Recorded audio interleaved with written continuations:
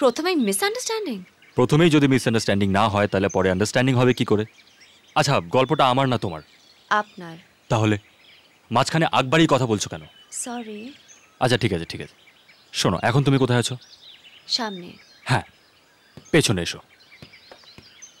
এবার follow me.